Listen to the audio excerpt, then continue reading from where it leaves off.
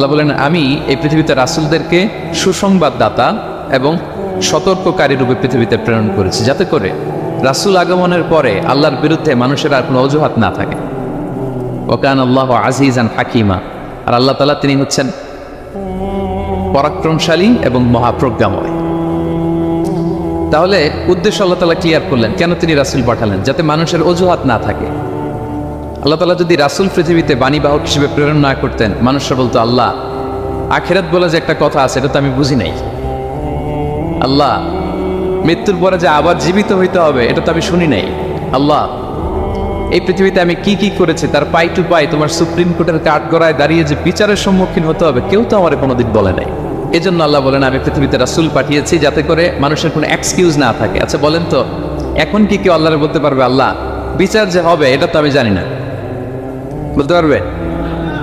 আল্লাহ আখিরাত বলে যে একটা কথা আছে, পুনরুত্থান, পুনর্জীবিত হইতে হবে, আবার বিচারের সম্মুখীন হইতে হবে, জান্নাত জাহান্নাম আছে, এগুলো তো কোনোদিন আমি শুনি নাই। এই কথা, এই এক্সকিউজ তোলার কোনো সুযোগ কি আর আছে?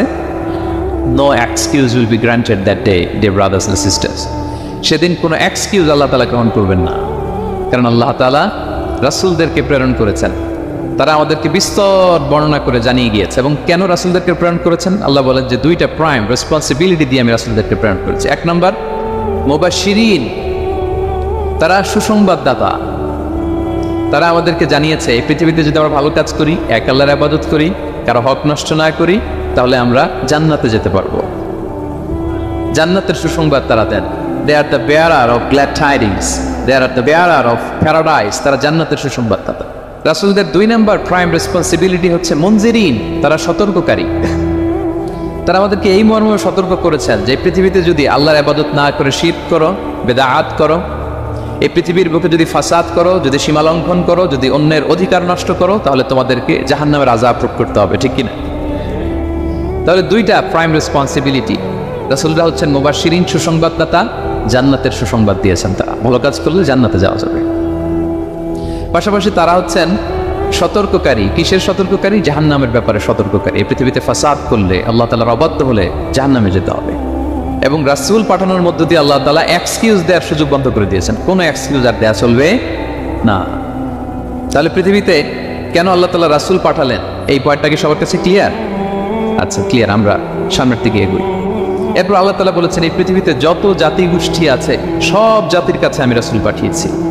ওয়া ইম মিন উম্মাতিন ইল্লা খালা ফিহা নাযীর। যত জাতি, যত নেশন এই পৃথিবীতে এসেছে, সব জাতিকে সতর্ক করবার জন্য, ইনস্ট্রাক্ট করবার জন্য, গাইড করবার জন্য আমি রাসূল পাঠিয়েছি। এমন কোনো জাতি নাই যে জাতির মধ্যে আল্লাহ রাসূল পাঠায় নাই, সবাই রাসূল পেয়েছে। এবং মজার ব্যাপার হচ্ছে, they are the chosen and selected personality by Allah subhanahu wa ta'ala. রাসূলরা হচ্ছেন আল্লাহ তাআলার পক্ষ থেকে chosen এবং সিলেক্টেড। রাসূলদেরকে সিলেক্ট করেছে কে? আল্লাহ। তিনি বলেন, ওয়া ইন্নাহুম ইনদানা লামিনাল মুস্তাফাইনাল আখিয়া। নবীরা হচ্ছে আমার কাছে মনোনীত, আমি তাদেরকে মনোনীত করেছি এবং তারা হচ্ছে সর্বশ্রেষ্ঠ মানুষ। তার মানে এই আয়াত থেকে বোঝা গেল নবীরা সিলেক্টেড, তারা ইলেক্টেড না। ইলেকশন করে নবী হওয়া যায় না। নবী সিলেক্টেডের মাধ্যমে হইতে হয়, সিলেকশনের মাধ্যমে। আর সিলেক্ট করেন কে? চুজ করেন কে? ইলেকশন করে নবী হওয়া যায়? আমরা পৃথিবীর সবাই মিলে যদি ভোট দেই, আল্লাহ আমরা সবাই ভোট দিলাম, এই হচ্ছে রাসূল, তাকে রাসূল হিসেবে আপনি কবুল করেন, হবে? ইলেকশনে ভোট দিলে আমাদের সাথে যদি ম্যানকাইন্ডের সাথে জিন কাইন্ডও যুক্ত হয়, জিনেরাও যদি বলে আল্লাহ আমরাও আছি, আমরাও দিলাম একটা করে ভোট, হবে? রাসূল হবে?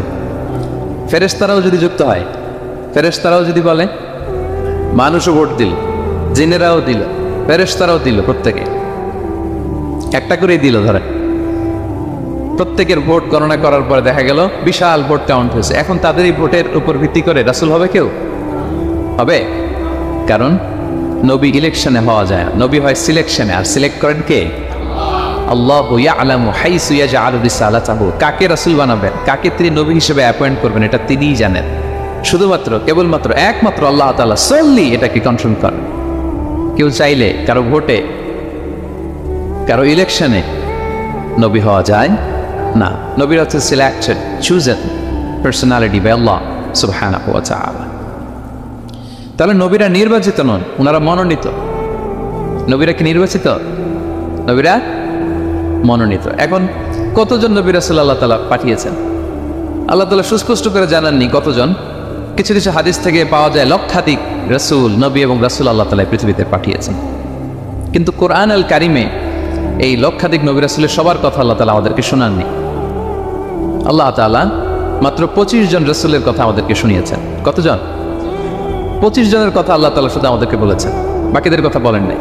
কতটুকু আমাদের বলা দরকার এটা আমাদের চেয়ে ভালো জানেন কে? আল্লাহ ভালো জানেন। আল্লাহ তাআলা ভালো জানেন কতটুকু আমাদেরকে জানাতে হবে। যত রাসূল তিনি পাঠিয়েছেন, যত নবী পাঠিয়েছেন, সবার কথা যদি আল্লাহ কোরআনে বলতেন তাহলে কোরআন কি মাত্র 611 পৃষ্ঠার একটা বই হতো?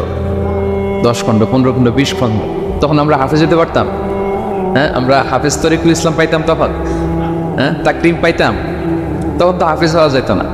এটা যদি 15 খণ্ড 20 খণ্ডের বিশাল ভলিউম হয়, হাফেজ হওয়া যেত না। এই জন্য আল্লাহ তাআলা সব নবীদের কথা আমাদেরকে শোনায় নাই, মাত্র 25 জন নবীর কথা কোরআনে আল্লাহ শুনিয়েছেন। কতজন? আল্লাহ বলেন রুসুলান কদ কসাসনাহুম আলাইকা মিন ক্বাবলু ওয়া রুসুলান লাম নাকসুসহুম আলাইক। নবী হে, অনেক রাসূলের কথা আপনাকে শুনিয়েছি, আবার অনেক রাসূলের কথা আমি শোনাইনি। যাদের কথা শোনানোর প্রয়োজন মনে করেছি তাদের কথাই আমি শুনিয়েছি। তাহলে আমরা বুঝলাম কোরআনে বর্ণিত হয়েছে কয়জন নবী রাসূলের নাম? সবাই বলবেন আওয়াজ করে, কয়জন? 25 জন। এবং এই 25 জন নবীর মধ্য থেকে 6 জনের নামে আল্লাহ 6টা সূরা ডেডিকেট করেছেন কোরআনে। 6টা সূরা উৎসর্গ করেছেন। সূরা ইউনুস, সূরা ইউসুফ, সূরা ইব্রাহিম, সূরা মুহাম্মদ, সূরা নূহ, সূরা হুদ। 6 জন নবী। কয়জন নবী? 6 নবীর নামে আল্লাহ তাআলা 6টা সূরা ডেডিকেট করেছেন। এবং এই যত নবী আল্লাহ তাআলা পাঠিয়েছেন সব নবীর উপর ঈমান আনা আবশ্যক। হ্যাঁ, it's compulsory to believe in every messenger sent by Allah subhanahu wa ta'ala to validate our faith. আমাদের ঈমানটাকে প্রিজার্ভ করার জন্য সব নবীর উপর আমাদের ঈমান আনতে হবে, সব নবী। আমরা যে ঈমান আনি, ঈমানে মুফাসসাল, যেখানে 7টা বিষয়ের উপর বিস্তারিত ঈমানের যে ঘোষণা আমরা দিই, আমরা তো বলি যে ঈমানে একটা মুজমাল আর একটা কি মুফাসসাল। ঈমানে মুফাসসালে 7টা বিষয়ের প্রতি ঈমান আনতে হয়। আমানতু বিল্লাহি ওয়া মালাইকাতিহি ওয়া কুতুবিহি, তারপরে ওয়া রুসুলিহি, পাইছেন? ওয়াল ইয়াউমিল আখিরি ওয়া বিল কদরি খাইরিহি ওয়া শাররিহি মিনাল্লাহি তাআলা ওয়াল বা'সি বা'দাল মাউত। এই 7টা বিষয়ের উপর বিস্তর ঈমান আমাদের আনতে হয়। এই 7টার মধ্যে রাসূলদের ব্যাপার আছে না নাই? রাসূলদের উপর ঈমান আনতে হবে। যদি না আনি তাহলে আরকানুল ঈমান পূর্ণ হলো না, আমার ঈমান পরিপূর্ণ হবে না। তাহলে রাসূলদের উপর পূর্ণাঙ্গ ঈমান আনা এটা আবশ্যক। এবং এই সকল নবী এবং রাসূলদের একটাই ধর্ম ছিল। ধর্মটার নাম কি? সবাই বলুন, কি নাম? সবার একটাই ধর্ম, সব নবীর একটাই ধর্ম। কারণ আল্লাহর কাছে মনোনীত ধর্ম কয়টা? একটা। ইন্না দীনা ইনদাল্লাহিল ইসলাম। আল্লাহর কাছে মনোনীত একটাই ধর্ম, সেটা হচ্ছে ইসলাম। এই যে ইহুদি বলে, নাসারা বলে, এগুলো ধর্ম না, এগুলো বংশ, গোষ্ঠী, জাতির নাম অনুসারে নামকরণ করা হয়েছে। যেমন নাসারা এসেছে, ঈসা আলাইহিস সালামের মা মারিয়াম ফিলিস্তিনের নাসিরিয়া শহরে জন্মগ্রহণ করেছেন। নাসিরিয়া, ওইখান থেকে আসছে নাসারা। ইয়াকুব আলাইহিস সালামের 10 ছেলে, এই 10 ছেলের মধ্যে থেকে এক ছেলের নাম হচ্ছে ইয়াহুদা। এই ইয়াহুদা থেকে এসেছে ইহুদি। কিন্তু সব নবীর ধর্ম একটা। আওয়াজ করে বলুন তো সবাই, সেটা কি? ইসলাম। সবার ধর্ম একটা ছিল ইসলাম। বিষ্ণু ইসলাম বলেন ওয়াল আম্বিয়াউ ইখওয়াতুন লিআল্লাতিন। সেই বুখারীর বর্ণনা, নবীগণ হচ্ছে একে অন্যের বৈমাত্রেয় ভাইয়ের মতো। বৈমাত্রেয় ভাই মানে মা ভিন্ন কিন্তু বাবা এক, এরকম হয় না? ধরেন আমার বাবা যদি একাধিক বিয়ে করে, তো প্রত্যেক স্ত্রী গর্ভে যদি সন্তান আসে, তো আমরা সবাই তো ভাই, কি বলেন? কিন্তু মা ভিন্ন। মা কি? তবে বাবা এক। নবীদের দৃষ্টান্তটা এরকম, আল আম্বিয়া ও ইখওয়াতুন লিআল্লাত। নবীরা হচ্ছেন বৈমাত্রেয় ভাইয়ের মতো, তাদের মা ভিন্ন কিন্তু বাবা এক। বিষ্ণু ইসলাম বলেন উম্মাহাতুহুম শাত্তা ওয়া দীনুহুম ওয়াহিদ। তাদের শরীয়ত, তাদের বিধিবিধান এটা ভিন্ন ভিন্ন, কিন্তু তাদের দিন কি? এক, সেটা হচ্ছে ইসলাম। সকল নবীর ধর্মের নাম হচ্ছে ইসলাম। যেমন ইব্রাহিম আলাইহিস সালামের ব্যাপারে আল্লাহ তাআলা বলেন মা কানা ইব্রাহিমু ইয়াহুদিয়ান ওয়ালা নাসরানিয়ান ওয়ালাকিন কানা হানিফান মুসলিমা ওয়া মা কানা মিনাল মুশরিকিন। নবী ইব্রাহিম আলাইহিস সালাম উনি ইহুদিও ছিলেন না, নাসারাও ছিলেন না, উনি একনিষ্ঠ মুসলিম ছিলেন। কি ছিলেন? আল্লাহ নবী ইউসুফ আলাইহিস সালাম উনি সবসময় আল্লাহর কাছে দোয়া করতেন, আল্লাহ তাওয়াফানি মুসলিমান ওয়াল হিকনি বিসসালিহিন। আল্লাহ তুমি আমাকে মুসলিম হিসেবে মৃত্যু দিও আর সৎকর্মশীলদের সাথে অন্তর্ভুক্ত করে নিও। তো উনি মুসলিম না হলে এই দোয়া করতেন, আল্লাহ মুসলিম হিসেবে মৃত্যু দিও। সুলাইমান আলাইহিস সালাম রানী বিলকিসের কাছে একটা চিঠি লিখেছেন। এই চিঠি আবার পাঠিয়েছেন হুদহুদ পাখিকে দিয়ে। হুদহুদ পাখি ঠোঁটে করে এটা কামড় দিয়ে নিয়ে বিলকিসের রাজপ্রাসাদের ভেন্টিলেশনের ভিতর দিয়ে ঢুকে বিলকিস লাঞ্চ করে বিশ্রাম নিতেছিল, বুকের উপরে চিঠিটা রেখে ফুরুত করে উড়াল দিচ্ছে হুদহুদ। খুলে দেখে অদ্ভুত এক চিঠি, ইন্নাহু মিন সুলাইমান ওয়া ইন্নাহু বিসমিল্লাহির রহমানির রহিম। তো বিলকিসকে উদ্দেশ্য করে সাল্লাল্লাহু আলাইহি ওয়াসাল্লাম বলেছিলেন, আল্লাহ তাআলু আলাইয়া ওয়াতুনি মুসলিমিন।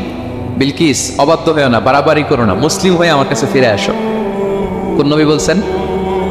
তো উনি যদি মুসলিম না হতেন, উনি মুসলিম হওয়ার আহ্বান করতেন? প্রিয় ভাইরা, তাহলে সব নবীর ধর্ম একটা, সেটা কি? ইসলাম। সব নবী একই ধর্মের অনুসারী ছিলেন। এ পর্যায়ে আমরা কমন প্রফিটিক ফিচার্স, 10টা কমন ফিচার আছে যেটা সব নবীদের ক্ষেত্রে প্রযোজ্য। সব নবীদের ক্ষেত্রে এই ফিচারগুলো পাওয়া যায়। এই 10টা কমন ফিচার নিয়ে আলোচনা করবেন ইনশাআল্লাহ। এই 10টা কমন ফিচারের 1 নম্বর হচ্ছে আল ওয়াহি।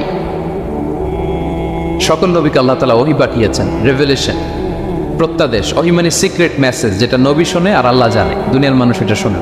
নবীরা বললে কেবল শোনে। সুবহানাল্লাহ। সব নবীকে আল্লাহ এই ওহীটা পাঠিয়েছেন। জিবরাইল আলাইহিস সালাম মারফত ওহী পাঠিয়েছেন, অথবা সরাসরি কিতাব পাঠিয়েছেন, কিংবা সহিফা পাঠিয়েছেন। আল্লাহ তাআলা ইরশাদ করছেন, ইন্না আওহাইনা ইলাইকা কামা আওহাইনা ইলা নূহি ওয়ান নাবিয়িনা মিন বা'দ। নবী নূহ আলাইহিস সালামের পরে সব নবীদের কাছে আমি যেমনি ওহী পাঠিয়েছি, আপনার কাছেও আমি এভাবে ওহী পাঠিয়েছি। সব নবীদের কাছে আমি এভাবে ওহী পাঠিয়েছি। সূরা বাকারার শুরুতে মুত্তাকিদের সংজ্ঞা দিতে যে আল্লাহ তাআলা বলেন, ওয়াল্লাযীনা ইউমিনুনা বিমা উনজিলা ইলাইকা ওয়া মা উনজিলা মিন ক্বাবলিক ওয়া বিল আখিরাতি হুম ইউকিনুন। মানে নবী হে, মুত্তাকি তো তারা যারা আপনার উপর যে কিতাব নাজিল হয়েছে এটার উপরও ঈমান আনে, ওয়া মা উনজিলা মিন ক্বাবলিক, এর আগে যত কিতাব নাজিল হয়েছে তার উপরও ঈমান আনে। তা আমরা যদি শুধু কোরআনের উপর ঈমান আনি হবে? তার আগে যত কিতাব, আসমানি কিতাব নাজিল হয়েছে এগুলোর উপরও ঈমান আনার দরকার আছে না নাই? বলেন বলেন। তাওরাতের উপর ঈমান, জাবুর, ইনজিল, সুহফে ইব্রাহিম ও মূসা, সবগুলোর উপর ঈমান। তো এই ওহীগুলো আল্লাহ তাআলা নাজিল করেছেন। তাহলে 1 নাম্বার কমন ফিচার হচ্ছে আল্লাহ তাআলা ওহী পাঠিয়েছেন, সব নবীকে ওহী দিয়েছেন। 2 নাম্বার ফিচার হচ্ছে same language of the people. নবীকে আল্লাহ তাআলা যেই জাতিগোষ্ঠীর কাছে পাঠিয়েছেন তিনি ওই জাতির ভাষাতেই কথা বলেছেন। ধরেন মালয় এলাকাতে যদি আল্লাহ নবী পাঠান আর ওই নবী যদি আরবিতে কথা বলে, তা আমাদের মালয়েশিয়ান ভাইরা বুঝবে? আচ্ছা, আরব দেশে যদি আল্লাহ একজন নবী পাঠান, ওই নবী ধরেন যে ম্যান্ডারিনে কথা বলে, চাইনিজ ভাষায়, আরবরা বুঝবে?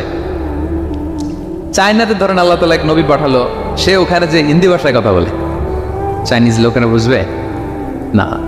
তাহলে যেই জাতির কাছে আল্লাহ পাঠাইছেন ওই জাতির ভাষা দিয়ে আল্লাহ নবীকে পাঠাইছেন। সুবহানাল্লাহ।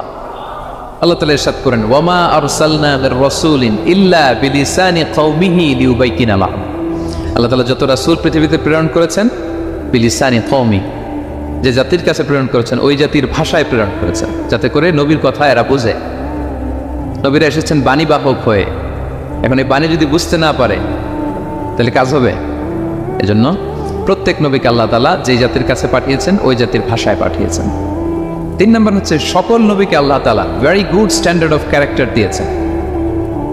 চারিত্রিক দৃষ্টিকোণ থেকে অতুলনীয় ছিল এক একজন নবী। পা থেকে মাথা পর্যন্ত কালো দাগ ফেলার মতো কিছু ছিল না। আল্লাহু আকবার। মাসুম ছিলেন। আহলুস সুন্নাহ ওয়াল জামাআর আকীদা হচ্ছে প্রত্যেক নবী ছিলেন মাসুম, কোনো গুনাহ করেন নাই, নিষ্পাপ প্রতিটা নবী। সর্বোত্তম চরিত্র দিয়ে আল্লাহ তাআলা, অনুপম চরিত্র দিয়ে আল্লাহ তাআলা তাদেরকে পাঠিয়েছেন। আল্লাহ তাআলা বলেন, ওয়া ইন্নাকা লাআলা খুলুকিন আযীম, and verily you are on a very good standard of character. নবী হে, আপনি চমৎকার একটা ক্যারেক্টারের উপর প্রতিষ্ঠিত। আপনার আচরণের মতো, ক্যারেক্টারের মতো আচরণ অতুলনীয়, পৃথিবীতে দ্বিতীয়টা খুঁজে পাওয়া যায় না, ঠিক কিনা? কারণ নবীরা যদি মডেল নয়, তাদের আচরণ যদি ভালো না হয়, তাহলে মানুষ কি তাদেরকে গ্রহণ করবে? মানুষ তো তাদের কাছ থেকে শিখবে, জানবে। তাই জন্য তাদের আচরণ চমৎকার হওয়ার দরকার আছে না নেই? চমৎকার আচরণ, চমৎকার চারিত্রিক মাধুর্য দিয়ে আল্লাহ তাআলা পৃথিবীতে এক একজন নবীকে প্রেরণ করেছেন। সব নবীরা ভেরি গুড স্ট্যান্ডার্ড অফ ক্যারেক্টারের অধিকারী ছিল। 4 নম্বর হচ্ছে প্রত্যেক নবীকে আল্লাহ তাআলা মিরাকেল দিয়েছেন, মানে মুআজিজা, as a proof of their prophethood. তাদের নবুয়তির প্রমাণ হিসেবে আল্লাহ তাআলা তাদেরকে মিরাকেল দিয়েছেন, মুআজিজা। যেমন সালেহ আলাইহিস সালামকে আল্লাহ তাআলা মুআজিজা দিয়েছিলেন। তার জাতির কাছে যখন তিনি দাওয়াত দিলেন, তারা বলল, সালেহ তুমি যে নবী এটা আমরা বুঝবো কি করে? এক শর্তে আমরা তোমার উপর ঈমান আনতে পারি, সাল্লাল্লাহু আলাইহি ওয়াসাল্লাম বললেন কি শর্ত? বলতেছে এই যে পাহাড় দেখো, এই পাহাড়ের ভেতর থেকে যদি একটা উট বের করো, 10 মাসের গর্ভবতী একটা উটটা বেরোবে, বেরোয় বাচ্চা দিবে, সাথে সাথে আমরা ওটের দুধ দহন করে খাবো, এরপর আমরা ঈমান আনবো। চিন্তা করছেন কত শর্ত? পাহাড়ের ভেতর থেকে কি বের করে দেখাইতে হবে? ওট। উনি আল্লাহর কাছে দোয়া করলেন, আল্লাহ বললেন কবুল, তবে কথা না আসলে কিন্তু খবর আছে। বলছে ঈমান আনবে, ঈমান না আনলে কিন্তু খবর আছে। উনি দোয়া করলেন, আল্লাহ কবুল করলেন। পাহাড় বিদীর্ণ হয়ে একটা বিশাল আকৃতির উট বের হয়ে আসলো, 10 মাসের গর্ভবতী উট। মুহূর্তে এটা ডেলিভারি করলো একটা উটের বাচ্চা, এবং দুধ দিতে আরম্ভ করলো, ওলান ভর্তি দুধ। সবাই পেট ভরে দুধ খেলো। খাওয়ার পরে কয় তুমি জাদুকর। খাওয়ার পরে সাল্লাল্লাহু আলাইহি ওয়াসাল্লাম কি বলে? ইউ আর এ ম্যাজিশিয়ান, তুমি জাদুকর, তুমি তো বড় ভেলকিবাজ সালে, তুই পাহাড়ের ভিতরে ভেলকি ঢুকাই দিছ। আল্লাহ তাআলা তাদেরকে একটা সাউন্ড গ্রেনেড, প্রচন্ড শব্দ তরঙ্গ দিয়ে ধ্বংস করে দিলেন। কানের পর্দা ফেটে সবগুলো লাশ হয়ে জমিনে পড়ে রইল। তাহলে এই যে সাল্লাল্লাহু আলাইহি ওয়াসাল্লাম যেটা দেখাইছেন, এটা কি ভেলকি ছিল? ম্যাজিক ছিল? কি ছিল? মুআজিজা, miracle, as a proof of their prophethood. তাদের নবুয়তের প্রমাণ হিসেবে আল্লাহ তাআলা তাদেরকে মুআজিজা দিয়েছে। মুসা আলাইহিস সালামের মুআজিজা কি ছিল? লাঠি। ফাআলকাহা ফাইযা হিয়া হাইয়াতুন তাসআ। ওই লাঠি রেখে দিলে মুভিং স্ন্যাক হয়ে যেত, নড়তেছে সাপ, ছবল মারবে। সুবহানাল্লাহ। এটা কি ম্যাজিক ছিল? কি ছিল? মুআজিজা। ঈসা আলাইহিস সালামকে আল্লাহ তাআলা মাইন্ড ব্লোয়িং মুআজিজা দিয়েছেন। অন্ধ ব্যক্তির চোখে হাত বুলিয়ে দিলেই দৃষ্টিশক্তি ফিরে পেত। ধবল রোগী, কুষ্ঠ রোগীর গায়ে টাচ করে দিলেন স্কিন পরিষ্কার হয়ে যেত। মৃত ব্যক্তিকে দাঁড়াতে বললে মুহূর্তে দাঁড়িয়ে যেত। কুম্বি ইজনিল্লাহ, আল্লাহর আদেশে দাঁড়াও বললে লাশ জীবিত হয়ে দাঁড়িয়ে যেত। ভেলকিবাজি ছিল এটা? কি ছিল? বিষ্ণু ঈসা ইসলাম দাওয়াত দিচ্ছেন কুরাইশদেরকে, ওরা মানে না। বিষ্ণুনবী পাগল পড়া, বললেন আচ্ছা বলো কুরাইশের লোকেরা কি বললে বিশ্বাস করবে যে আমি সত্য নবী? কি বললে বিশ্বাস করবে? তারা বলল মুহাম্মদ, ওই যে আকাশের চাঁদ, এটা 2 ভাগ করে দেখাইতে বললে বিশ্বাস করবো তুমি সত্য নবী। কি আবদার দেখছেন? হ্যাঁ, নবীদেরকে পেয়ে মামুর বাড়ির আবদার নিয়ে আসছিল এক এক জাতিগোষ্ঠী। বলে মুহাম্মদ, আকাশের জল জলে চাঁদটাকে যদি তুমি 2 ভাগ করে দেখাতে পারো তবেই বুঝবে তুমি নবী। বিষ্ণু ঈসা আল্লাহর কাছে দোয়া করলেন, আল্লাহ বলেন ঠিক আছে। ইফতারাবাতিস সাআতু ওয়ানশাক্কাল কমার ওয়া ইয়ারাউ আয়াতান ইয়ারিদু ওয়া ইয়াকুলু সিহরুম মুস্তামির। বিষ্ণুনবী সাব্বাবা, এই আঙ্গুলের নাম কি? ইবহাম, সাব্বাবা, ওয়ুসতা, বিনসার, খিনসার। হ্যাঁ, আমরা ইংরেজি নাম ঠিকই জানি, আরবিটা জানি না। ইবহাম, সাব্বাবা, ওয়ুসতা, বিনসার, খিনসার। বিশেষ সাব্বাবা আঙ্গুলি উঠালেন, এটা শাহাদাত আঙ্গুলি বলা হয়, আসলে সাব্বাবা আরবিতে। তো বিষ্ণুনবী এভাবে আল্লাহর নাম নিয়ে চাঁদের দিকে ইঙ্গিত করলেন। মুহূর্তে আকাশের জ্যোৎস্না বিরানো চাঁদটা 2 ভাগ হয়ে গেল। কুরাইশরা দেখে তো অবাক। বিষ্ণু বললেন এবার কথা অনুযায়ী ঈমান আনো। বলে Muhammad, you are a magician. Muhammad, তুমি বড় জাদুকর, তুমি চাঁদের মধ্যে জাদু লাগাই ফেলছো। নাউযুবিল্লাহ মিন যালিক। তাহলে আল্লাহ তাআলা age a proof of their prophethood, তাদের নবুয়তের প্রমাণ হিসেবে প্রত্যেক নবীকে কি দিয়েছেন? মুআজিজা দিয়েছেন, সব নবীকে দিয়েছেন। 5 নাম্বার, সকল নবীর দাওয়াতি মিশন এক ছিল, একই মিশন নিয়ে নবীরা পৃথিবীতে এসেছেন। সেটা কি? তাওহীদ, রিসালাত, আখিরাত। আমার সাথে সাথে বলেন তাওহীদ, রিসালাত, আখিরাত। তাওহীদ, রিসালাত, আখিরাত। এই 3টা বুনিয়াদী শিক্ষা দিতে নবীরা এসেছে। তাওহীদ মানে ওয়াননেস অফ গড, আল্লাহ যে এক, সব নবী প্রচার করেছেন। রিসালাত মানে তারা যে বার্তাবাহক হিসেবে এসেছেন তাদের কথা মানতে হবে, এটার দাওয়াত দিয়েছে। আখিরাত মানে হচ্ছে মৃত্যুর পরেও যে একটা জীবন আছে, সেই জীবনের ব্যাপারে প্রত্যেক রাসূলরা কি করেছেন? দাওয়াত দিয়েছেন। এবং কোন নবীর কথার সাথে আরেক নবীর কথার গরমিল পাওয়া যায়, অমিল হয় না। আচ্ছা বলেন তো, কখনো কি হয়েছে কোন এক নবী এসে বলছে যে মৃত্যুর পরে একটা জীবন আছে, আরেক নবী এসে বলছে না, মনে হয় নাও থাকতে পারে? বলছে? এক নবী এসে বলছে আমাদের স্রষ্টা আল্লাহ তাআলা তিনি একজন, আরেকজন বলছে না একজন না, 2-3 জন হতে পারে। এক নবী এসে বলছে ভালো করলে জান্নাত, খারাপ করলে জাহান্নাম, আরেক নবী এসে বলছে না, জান্নাত জাহান্নাম বলতে কিছু নাই। হয়েছে? কোন নবীর কথার সাথে কোন নবীর কথার কোনো বৈপরীত্য নাই, কারণ প্রত্যেক নবীরা মন গড়া কিছু বলতেন না। ওমা ইয়ান্তিকু আনিল হাওয়া ইন হুয়া ইল্লা ওয়াহয়ুন ইউহা। নবীরা কথা বলতেন একটা হেডকোয়ার্টার থেকে তথ্য পেয়ে। ওই হেডকোয়ার্টারটা কার? ওই হেডকোয়ার্টার থেকে যে ইনফরমেশন আসতো সেটার আলোকে নবীরা কথা বলতেন, বানিয়ে কিছু বলতেন। সব নবীরা দাওয়াত দিয়েছেন, ইয়া কওমি ইবুদুল্লাহ মা লাকুম মিন ইলাহিন গায়রু, হে আমার জাতির লোকেরা, এক আল্লাহর ইবাদত করো, আল্লাহ ছাড়া অন্য কারো ইবাদত করো না। সব নবীরা বলেছেন, ইন্নী লাকুম রাসূলুন আমিন, নিশ্চয় আমি তোমাদের কাছে বিশ্বস্ত রাসূল হিসেবে প্রেরিত হয়েছি। সব নবীরা বলেছেন, ইয়াউমা লা তামলিকু নাফসুন লিনাফসিন শাইআ ওয়াল আমরু ইয়াউমা ইযিল লিল্লাহ, এমন এক দিনের মুখোমুখি হতে হবে কেউ কারো উপকার করতে পারবে না। নেতা কর্মীর উপকারে আসবে না, কর্মী নেতার উপকারে আসবে না, পীর সাহেব মরিদের উপকারে আসবে না, মরিদ পীর সাহেবের উপকারে আসবে না, হাজবেন্ড ওয়াইফের কিছু করতে পারবে না, ওয়াইফ হাজবেন্ডকে কিছু করে দিতে পারবে না। তিনটা বড্ড ভয়ঙ্কর। সব নবীর এই তিনটা দাওয়াত দিয়েছেন, তাওহীদ, রিসালাত, আখিরাত। তার মানে সব নবীর দাওয়াতি মিশন এক অভিন্ন দাওয়াতি মিশন নিয়ে তারা পৃথিবীতে এসেছেন। 6 নাম্বার, এই পৃথিবীতে যত রাসূল এসেছে, নবী এসেছে, তারা প্রত্যেকে মানুষ ছিলেন। কি ছিলেন? নাকি জিন ছিল? ফেরেশতা? প্রেরিত সব নবীরা কি ছিল? মানুষ ছিল। মক্কার কুরাইশরা বলতো, মা লি হাযা রাসূল ইয়াকুলু আত-তাআমা ওয়া ইয়ামশি ফিল আসওয়াক, ব্যাপার কি, মুহাম্মদ আবার কেমনে রাসূল হয়? আমরাও বাজারে যাই, উনিও যায়, আমরাও বিয়ে করি, উনিও বিয়ে করে, আমাদেরকে মারলে কাটলে লাল রক্ত, ওনারও রক্ত বেরোয়। তো তারা চাচ্ছিল, তারা বলতেছিল যে মানুষ না দিয়ে আল্লাহ যদি ফেরেশতা পাঠাইতো নবী হিসেবে, তাইলে না ভালো হইতো। তালবাহান, এটার কি বলে? ফেরেশতা পাঠালে কি বলতো জানেন? ফেরেশতা পাঠালে বলতো, ফেরেশতাদের তো ক্ষুধা লাগে না, এরা বুঝবে কি আমাদের কষ্ট? ফেরেশতাদের তো জৈবিক চাহিদা নাই, এরা কেমনে বুঝবে? ফেরেশতাদের তো খারাপ কাজ করার প্রবণতা, টেন্ডেন্সি নাই। আমাদের যে কষ্ট, দুঃখ, ফিলিংস, এটা তো ফেরেশতারা বুঝে না, ফেরেশতারা কেমনে আমাদের নবী হয়? এটা ঠিক কি না? তালবাহানা বলে, কেমন রাসূল, আমরা যা করি তাই করে। আল্লাহ বলেন, সব নবীকে আমি মানুষ হিসেবে প্রেরণ করেছি। বিশ্বস্ত ইসলাম বলেন, ইন্নামা আনা বাশারুম মিসলুকুম, নিশ্চয় আমি তোমাদের মতোই মানুষ। তোমাদের মতোই কি মানুষ, তবে পার্থক্য হচ্ছে ইউহা ইলাইয়া, আমার কাছে ওহী আসে, প্রত্যাদেশ আছে আল্লাহ তাআলার পক্ষ থেকে। তাহলে 6 নম্বর যেই কমন ফিচার আমরা জানলাম, আল্লাহর পাঠানো সবগুলো নবী এবং রাসূল তারা কি ছিলেন? সবাই বলুন, তারা কি ছিলেন? মানুষ ছিলেন। 7 নম্বর কমন ফিচার হচ্ছে, আল্লাহর পাঠানো সব নবী এবং রাসূলরা ওনারা পুরুষ ছিলেন। কি ছিলেন? কোন নবী কি নারী ছিল বলেন তো? হ্যাঁ, নারী নবী আছে? নাই। নবী হওয়ার জন্য ম্যাসকুলিনিটি শর্ত, পুরুষ হওয়া শর্ত। কারণ নবীকে অনেক বড় বড় জিনিসের নেতৃত্ব দিতে হবে, মাঝে মাঝে মিলিটারি তৈরি করতে হবে, লিডারশিপ লাগবে, যুদ্ধ পরিচালনা করতে হবে। নারীদের পক্ষে এটা সম্ভব? কঠিন। আমাদের বোনদের অনেক ধরনের দুর্বলতা আছে, তাদের মাসে কিছুদিন তারা আল্লাহর আদেশে অসুস্থ থাকে, ঠিক না? পিরিয়ড তাদের চলে, ওই সময় সালাত পড়তে পারে না, অনেক প্রতিবন্ধকতা তাদের আছে। বাচ্চা যদি ধারণ করে পেটে 9 মাস, ওনারা অসুস্থ। শেষের মাসগুলোতে তো কঠিন, জটিল অবস্থা। বাচ্চা ডেলিভারির পরেও 40 দিন ব্লিডিং আছে না নাই?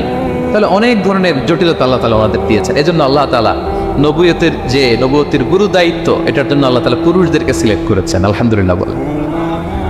তাহলে যত নবী এবং রাসূল পৃথিবীতে এসেছিল ওনারা পুরুষ ছিল। আল্লাহ বলেন, ওয়ামা আরসালনা মিন ক্বাবলিকা ইল্লা রিজালান নূহি ইলাইহিম, নবী হে মুহাম্মদ, আপনার আগে যত নবী এবং রাসূলকে আমি পৃথিবীতে প্রেরণ করেছি তাদেরকে পুরুষ হিসেবে প্রেরণ করেছি, কোনো নারীকে আমি নবুয়তের মর্যাদা দেইনি। 8 নাম্বার, প্রত্যেক নবীকে আল্লাহ তাআলা একটা গ্রুমিং, একটা ট্রেনিং সেশনের মধ্য দিয়ে নিয়েছেন। সেটা কি?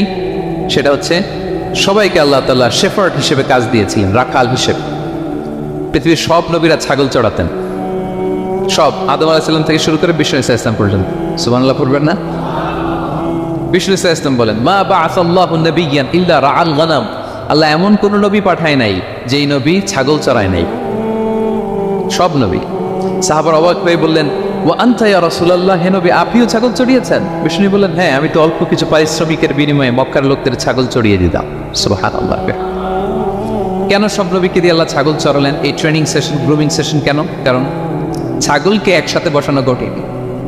ছাগল একটু কি বলবো, একটু টেরা টাইপের প্রাণী, কথা শুনতে চায় না। ধরেন যে সারা সপ্তাহ আপনি খুব ব্যস্ত, একদিন সুযোগ পাইছেন সপ্তাহে যে আজকে আমি ফ্রি আছি, যাই পুকুরে যাই, আমিও গোসল করি, ছাগলটারও গোসল করাই।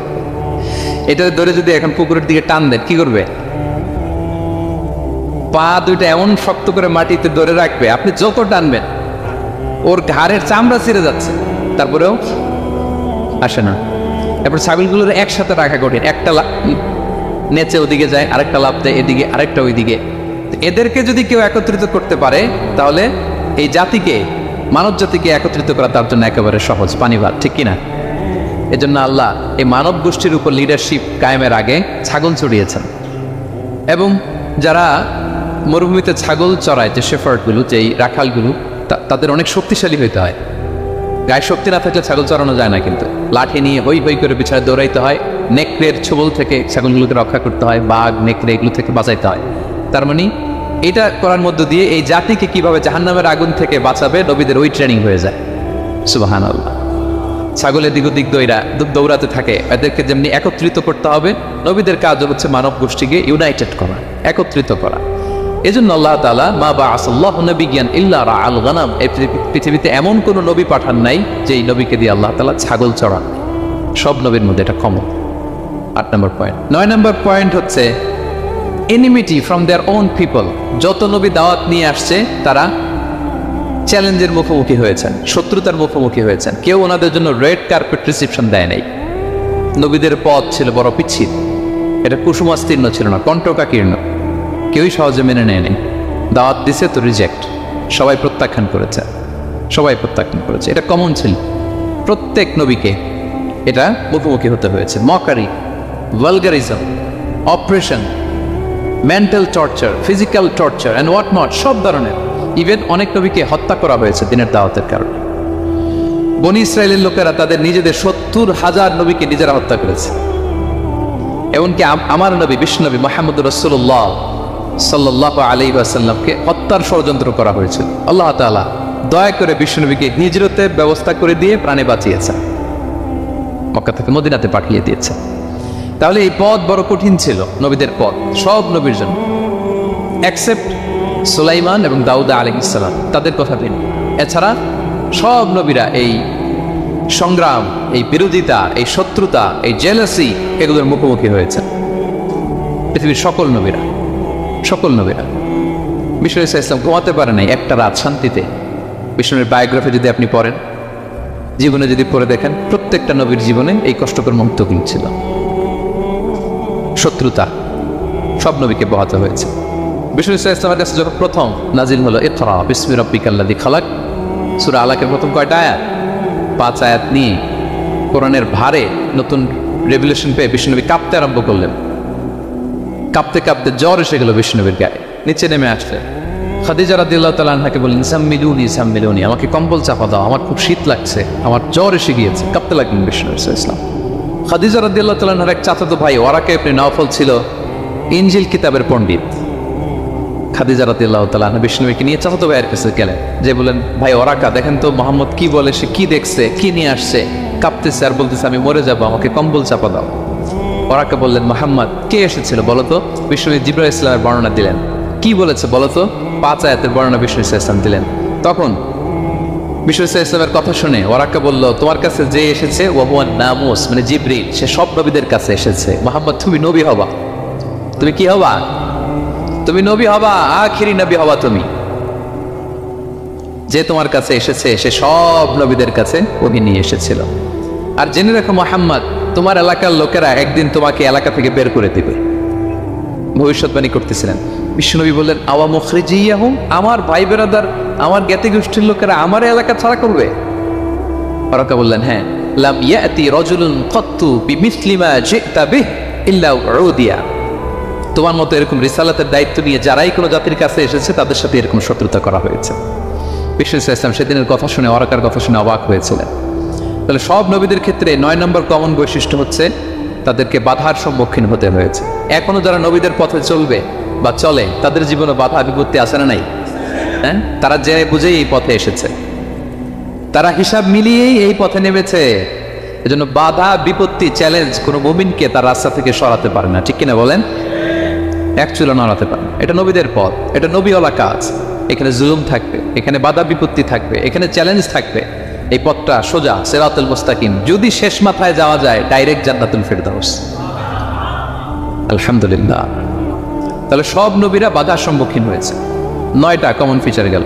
10 নম্বর, দ্য লাস্ট কমন ফিচার, পৃথিবীর সব নবীরা ইন্তেকাল করেছেন, আর কোন নবী আসবেন? আসবে? পৃথিবীর সব নবীরা মারা গিয়েছেন, কিন্তু আলামুল বারজাখে, বারজাখের জগতে নবীরা জীবিত। আই রিপিট, আমি আবারও বলি, প্রত্যেক নবী তার কবরে জীবিত আলামুল বারজাখে। আমরা এই দুনিয়াতে আসার আগে যেই জগতে ছিলাম ওই জগৎটার নাম হচ্ছে আলামুল আরওয়াহ, মানে রূহের জগৎ। সেখান থেকে আমরা এই জগতে এসেছি, এটার নাম আলামুল দুনিয়া, দুনিয়ার জগৎ। আবার মৃত্যুর পরে যে নতুন এক্সটেশনে আমরা যাব সেটার নাম হচ্ছে আলামে বারজাখ, বারজাখের জগৎ। নবীরা ওই বারজাখের জগতে জীবিত। বিষ্ণু ইসলাম সুনান আবু দাউদের হাদিসে বলেন যে ইন্নাল্লাহ হাররামা আলাল আরদি আন তাকুলা আজসাদাল আম্বিয়া, আল্লাহ তাআলা এই জমিনকে, নবীদের দেহকে কনজিউম করাকে হারাম করে দিয়েছেন। মানে জমিনের জন্য নবীদের লাশকে পচিয়ে ফেলা, খেয়ে ফেলা হারাম। যত নবী যেখানে ইন্তেকাল করেছেন তাদের পবিত্র দেহ মোবারক এখনো আগের মতো একেবারে যখন মৃত্যুবরণ করেছিলেন তখন লাশটা যেমন তাজা ছিল, এখনো প্রত্যেকে তার কবরে এরকম তাজা লাশ নিয়ে শুয়ে আছে। প্রত্যেক নবী কবরে জীবিত, বিষ্ণু ইসলাম ওনার কবরে জীবিত। তবে এটা বারজাকি জগতে। এই দুনিয়াতে যেভাবে জীবিত ছিলেন ওইভাবে বারজাকি জগতে জীবিত। আমরা যখন প্যারা নবীর উপর সালাম পৌঁছাই, দুরুদ পড়ি, প্রত্যেক ফেরেশতা, একটা ফেরেশতা আছে এই দুরুদগুলোকে নিয়ে বিষ্ণুনবীর কাছে পৌঁছায়। আপনার বাবার নাম, আপনার নাম বলে ফেরেশতা বলে যে অমুকের ছেলে অমুক আপনাকে সালাম দিয়েছে। বিষ্ণুনবী কবর থেকে নিজে ওই সালামের উত্তর বলে, কারণ বিষ্ণু ইসলাম বারজাকের জগতে তিনি জীবিত। হায়াতুন নবী, বারজাকের জগতে তিনি জীবিত। আরেক হাদিসে বিষ্ণু ইসলাম বলেন আল আম্বিয়া ওয়া আহইয়াউন ফি কুবুরিহিম ইউসাল্লুন, নবীরা তাদের কবরে জীবিত, সেখানে তারা সালাত আদায় করে। নবীরা তাদের কবরে কি করে? সালাত আদায় করে। তাহলে এই 10টা হচ্ছে কমন ফিচার্স এমন প্রফিটস, সব নবীদের মধ্যে এই বিষয়গুলো পাওয়া যায়। সর্বশেষ পয়েন্ট হচ্ছে lessons from the life of the profits. এত নবী রাসূল যে আল্লাহ তাআলা আমাদের হেদায়েতের জন্য পাঠালেন, তাদের জীবনী থেকে আমাদের জন্য শিক্ষা কি, লেসন কি, এটা জানার দরকার আছে না নাই? বলেন, কি লেসন আমরা নিব? অনেক লেসন আছে। আমি সংক্ষিপ্ত পরিসরে দুই একটা বই। আমি আমার মিজানুর রহমান আজহারি ভেরিফাইড ইউটিউব চ্যানেলে প্রফেট সিরিজ নামে একটা সিরিজ করেছে, 25 পর্বের। কোরআনে কয়জন নবীর নাম উল্লেখ হয়েছে? আর আমার চ্যানেলে কয় পর্ব? তার মানে 25 জন নবীর ব্যাপারে আমি ওয়েল ডকুমেন্টেড ম্যানারে একাডেমিকলি আলোচনা করেছি। আপনারা শুনবেন, আপনাদের জন্যই করেছি, শুনবেন আপনারা। এবছর 21শে বইমেলায় আপনারা শুনেছেন আমার একটা বই প্রকাশিত হয়েছে, বইয়ের নাম হচ্ছে জেগে ওঠো আবার। এটা আমি নিজে লিখেছি। আরেকটা বই 6 খণ্ডের আমি সম্পাদনা করেছি, সেটা হচ্ছে ছোটদের নবী রাসূল। বইটার নাম কি? ছোটদের নবী রাসূল। সত্যায়ন প্রকাশন থেকে 6 পর্বের খুব চমৎকার গ্রাফিক্যাল ইউজার ইন্টারফেস দিয়ে আপনার সোনামণিরা, বাচ্চারা তারা জেনে যাবে যে তাদের আসল আইকন কারা, তাদের আসল সুপার হিরো কারা, তাদের অনুসরণীয় অনুকরণীয় ব্যক্তিত্ব হবে কারা। এই বইটা লিখতে, সম্পাদনা করতে আমাদের অনেক চ্যালেঞ্জ আমরা ফেস করেছি, কারণ এটা আপনাদের জন্য লিখছি কাদের জন্য? বাচ্চাদের জন্য। আমি বাচ্চাদেরকে গল্প শোনাচ্ছি এরকম একটা ভাব নিয়ে লিখেছি। আমি বারবার ভেবেছি যে আমার ছোট্ট মেয়েটাকে যদি আমি শোনাই, ওকে বুঝাইলে ও কিভাবে বললে বুঝবে। গল্পের মতো করে খুব রস দিয়ে, আনন্দ দিয়ে প্রতিটা বাক্য এভাবে সাজানো হয়েছে। 6 খণ্ডের ছোটদের নবী রাসূল সিরিজ, যদি সুযোগ হয় আপনারা সংগ্রহ করবেন। বড়দের নিয়েও আমরা নবী রাসূলদের উপর আমাদের সামনে কাজ আসবে, আমরা জানাবো। তো আজকের এই কায়েত ফাউন্ডেশন বাংলাদেশের প্রোগ্রামের সর্বশেষ যে পয়েন্টটা আপনাদের সামনে আমি উপস্থাপন করতে চাই সেটা হচ্ছে lessons from the life of the profits. নবী রাসূলদের জীবনী থেকে আমাদের জন্য কী শিক্ষা? 25 জন নবীকে কভার করা সম্ভব হবে না। আমি সেখান থেকে মাত্র 7 জন নবীর জীবনী থেকে 7টা শিক্ষা 7 মিনিটে বলে আমরা শেষ করে দেব ইনশাআল্লাহ বিইذনিল্লাহ। প্রথমে আমরা শুনবো সাইয়েদনা আদম আলাইহিস সালামের জীবনী থেকে শিক্ষা। পৃথিবীর প্রথম নবী কে ছিল বলেন তো? আদম আলাইহিস সালাম। আমরা যেমনি আমাদের শৈশব ছিল, কৈশোর ছিল, যৌবন, এরপর বার্ধক্যের দিকে যাচ্ছি, ওনার কি এরকম ছিল? আদম আলাইহিস সালামের শৈশব ছিল না? ছিল? কৈশোর ছিল? কনফিউশনে পড়ে গেছে। ছিল না। মজার ব্যাপার হচ্ছে ওনার শৈশব কৈশোর ছিল না, ওনাকে আল্লাহ সৃষ্টি করতে যুবক করে সৃষ্টি করছেন। সুবহানাল্লাহ, তো আসতে কেন? সৃষ্টি করতেই যুবক, 60 হাত লম্বা। কয় হাত? 60 হাত লম্বা করে তৈরি করছেন আদম আলাইহিস সালামকে। আপনারাও যারা জান্নাতে যাবেন 60 হাত লম্বা হয়ে ঢুকবেন, 33 বছরের যুবক হয়ে ঢুকবেন। 80 বছর বয়সে মারা গেলেও কত বছর বয়সে ঢুকবেন? গালে কোনো দাড়ি থাকবে না। এই দুনিয়া দাড়ি রেখে নেন, ওখানে দাড়ি ছাড়া উঠবেন একেবারে কোনো জুরদা মুর্দা ও আবলা ও সালাসা ওয়া সালাসিন। 33 বছরের তাগড়া ইয়াং সুপারস্টার হয়ে জান্নাতে ঢুকবো আমরা। তো আদম আলাইহিস সালামকে আল্লাহ প্রথম নবী করে পৃথিবীতে পাঠালেন। ওনাকে জান্নাতে সব খাইতে বললেন যে সব খাও, একটা গাছের কাছে যেও না। কিন্তু শয়তান সে তার মিশন নিয়ে আসে। সে আদম আলাইহিস সালামকে ভুলভাল বোঝালো, আদম আর হাওয়াকে, যে একটা কাজ করো, আল্লাহ তাআলা তোমাকে না করছে কেন জানো? আল্লাহ তো চায় না তুমি জান্নাতে থাকো, আল্লাহ চায় তোমাদেরকে দুনিয়াতে পাঠাই দিবে। তো তুমি যদি ওই গাছের ফল খেয়ে ফেলো, আল্লাহ আর দুনিয়াতে পাঠাইতে পারবে। কিন্তু আল্লাহ চায় তোমাদেরকে কই পাঠাবে? কিন্তু যদি গাছের ফল খেয়ে ফেলো আর পাঠাইতে পারবে না। এজন্য আল্লাহ নিষেধ করছে গাছের ফল খায় না। চিন্তা করছে? উল্টা, পুরো উল্টোটা বুঝাইছে। তো ভুল করে সাইয়েদনা আদম আলাইহিস সালাম হাওয়া আলাইহিস সালাম খেয়ে ফেলছেন এই ফল। খাওয়ার পরেই আল্লাহ তাআলা পাঠাই দিলেন পৃথিবীতে, যাও জমিনে যাও, এই জান্নাতে আর থাকা যাচ্ছে না। কাঁদতে আরম্ভ করলেন আদম আর হাওয়া আলাইহিস সালাম, কাঁদতে কাঁদতে অনুতপ্ত হয়ে আল্লাহর কাছে দোয়া করলেন। তো পুরো আদম আলাইহিস সালামের জিন্দেগির সবচেয়ে বড় শিক্ষা হচ্ছে এই রিপেন্টেন্স, অনুতপ্ত হওয়া। কি হওয়া? অনুতপ্ত হওয়া। আমরা ভুল করব, কুল্লুকুম খাত্তাউন, আমরা সবাই পাপী। সবাই কি পাপী? কে পাপ করি না? আমরা সবাই পাপী। কিন্তু মনে রাখবেন, আমাদের পাপ যত বড় হোক, আল্লাহর রহমতের দরিয়া তার চাইতেও বড়, অনেক বড়। তিনি দয়াময়, তিনি মেহেরবান, তার দয়ার শেষ নাই, তার মায়ার শেষ নাই। তার রহমতের দরিয়া যে কত বড় আপনি কল্পনাও করতে পারবেন না। শয়তান আর আমাদের মধ্যে পার্থক্য হচ্ছে, শয়তান পাপ করে পাপে অটল থাকে, কিন্তু বিশ্বাসীরা পাপ করার সাথে সাথেই ক্ষমা চায় কার কাছে? এটা হচ্ছে আদম আলাইহিস সালামের জীবনী থেকে আমাদের জন্য সবচেয়ে বড় লেসন।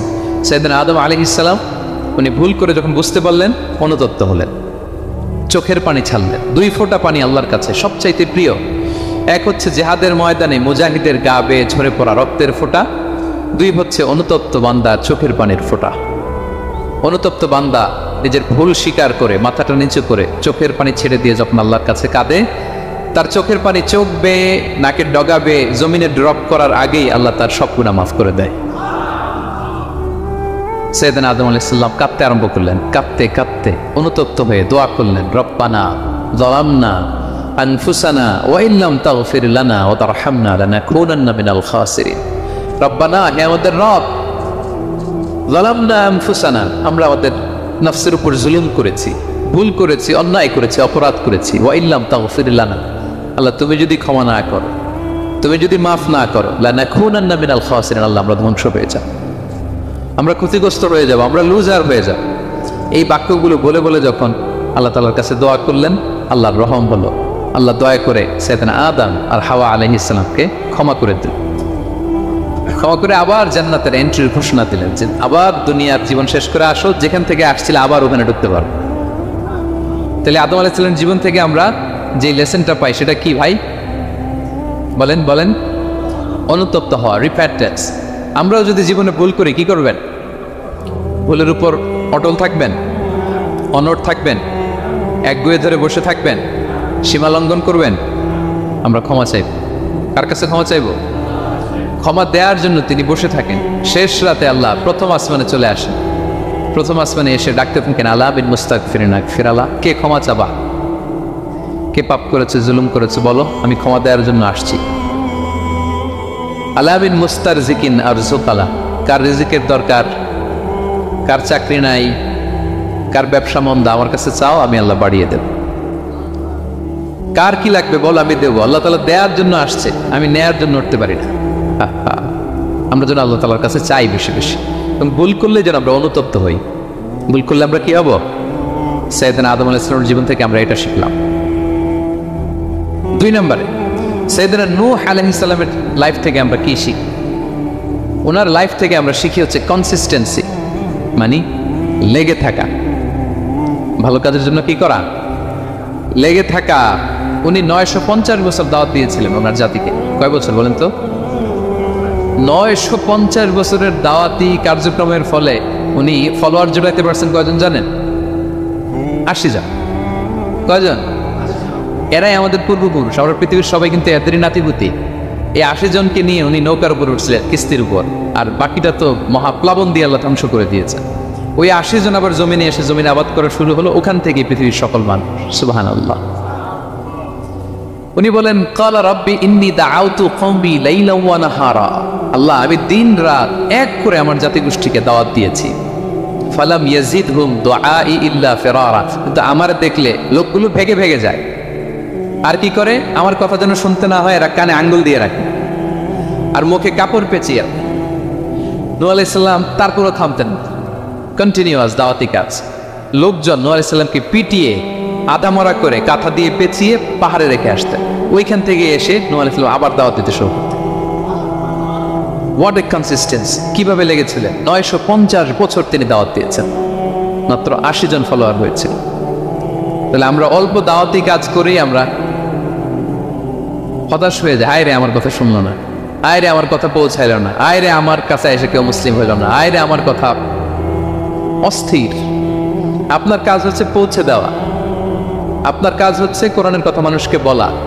এটা দিয়ে কতটুকু কি হবে এটার ফয়সালা কার? তাহলে নূহ আলাইহিস সালামের জীবনী থেকে আমাদের শিক্ষা হচ্ছে কনসিস্টেন্সি। 950 বছর উনি লাগাতার দাওয়াত দিচ্ছেন, থামে নাই, হতাশ হয় নাই, হাল ছাড়া নাই। নবীরা কখনো হাল ছাড়ে না। সুবহানাল্লাহ পড়ে। 3 নাম্বার, ইব্রাহিম আলাইহিস সালামের জীবনী থেকে আমাদের জন্য শিক্ষা হচ্ছে ওবিডিয়েন্স, আনুগত্য। কি করে আল্লাহ তাআলার কাছে আনুগত্য করতে হয়। আল্লাহু আকবার।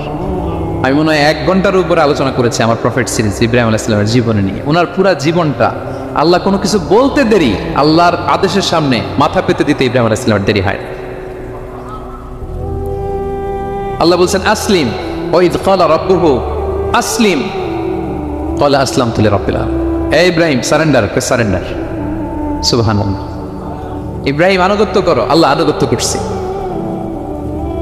ওনার সন্তান হয় না, 86 বছর বয়স একটা সন্তান দিলেন আল্লাহ তাআলা। আমাদের এখানে কার বয়স কত? সর্বোচ্চ বয়স কত আছি আমরা? এদিকে 60 বছরের উপর কেউ নাই, ঠিক কিনা? 86 বছর বয়সে আল্লাহ সন্তান দিয়েছেন ইসমাঈল আলাইহিস সালাম। কত বছর বয়সে? সন্তানটা আদরের নাকি না? আদরের না? শেষকালে একটা সন্তান পেলেন 86 বছর বয়সে। ইব্রাহিম আর হাজেরার ঘরকে উজাড় করে ফুটফুটে এক সন্তান ইসমাঈল আলাইহিস সালাম আসলেন। ভালোবাসা, আদর যেন ঠিকরে পড়ে, এত গদগদ ভালোবাসা। এবার বললেন যাও হাজেরা আর দুধের সন্তান ইসমাইলকে মরুভূমিতে ফেলে দিয়ে আস।